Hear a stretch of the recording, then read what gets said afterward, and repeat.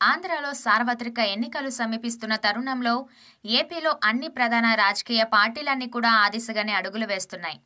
అధికార పార్టీ అయిన YCP party ఇప్పటికే 4 విడతలలో లోక్సభ అసెంబ్లీ నియోజకవర్గాల జాబితాలను సైతం రిలీజ్ చేశారు.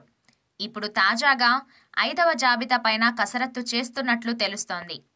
ఈ నెల 25వ తేదీన ఎన్నికల ప్రచారంలో భాగంగా సీఎం జగన్మోహన్ రెడ్డి కూడా పలు జిల్లాలలో భారీ బహిరంగ సభను ఏర్పాటు చేయబోతున్నారు. దీని తర్వాతనే షెడ్యూల్ వేగవంతం చేసి రాష్ట్ర వ్యాప్తంగా కొన్ని వందల సభలను నిర్వహించే విధంగా ప్లాన్ చేస్తున్నారు. ఇప్పటికే తెలుగుదేశం, జనసేన తమ అభ్యర్థులను ఇంకా ఖరారు చేసుకోవాల్సి ఉన్నది.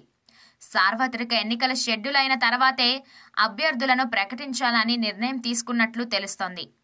దీంతో పలు రకాల పేరులతో టీడీపీ బహిరంగ సభలు, రోడ్డు షోలతో కూడా ప్రచారం చేస్తున్నాయి. ఈ పరిస్థితుల్లో ఎన్నికల తేదీపైన ఒక్కొక్కటిగా అంచనాలు పెరిగిపోతున్నాయి. సార్వత్రిక ఎన్నికల షెడ్యూల్ విడుదలపైన వైసీపీ పార్లమెంట్ చీఫ్ విజయసాయిరెడ్డి తమ అభిప్రాయాలను తెలిపారు. మార్చి 2వ వారంలో షెడ్యూల్ వెలువడబోతుందంటూ కూడా తెలియజేశారు.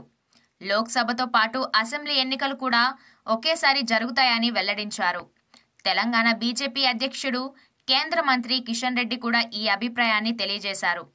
ఏప్రిల్ మొదటి వారంలో 2 తెలుగు రాష్ట్రాలలో ఒకేసారి పోలింగ్ జరగబోతుందని, తెలంగాణలో 16 లోపు స్థానాలకు, ఆంధ్రాలో 25 లోక్సభ, మొత్తం 175 అసెంబ్లీ నియోజకవర్గాలకు సైతం ఆ రోజే పోలింగ్ జరుగుతుందని తెలిపారు.